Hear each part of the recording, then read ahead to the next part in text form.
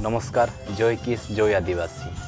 तो आजिर वीडियो करिवार उद्देश्य यह कि 2026-27 किस भुवनेश्वर रे झील मानक प्रथम रु पंचम श्रेणी पर्यंत वर्तमान ऑनलाइन रे एप्लिकेशन ग्रहण करा जाउची बा अप्लाई करा जाउची।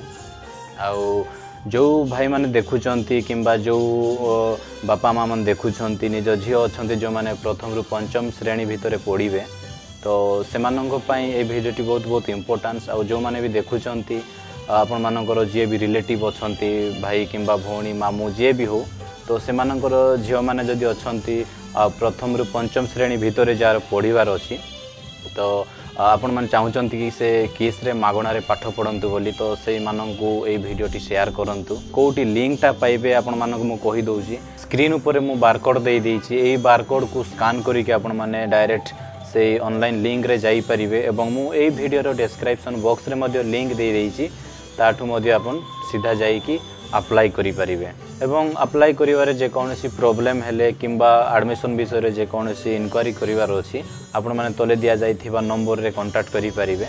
आ मु तो लिंक दे देछि डिस्क्रिप्शन बॉक्स रे आपण माने जानतु चेक करंतु आउ अप्लाई करंतु आपण मानक झियो को किस स्कूल रे पाठ पढ़ांतु एवं भलो मनुष्य करि दियंतु।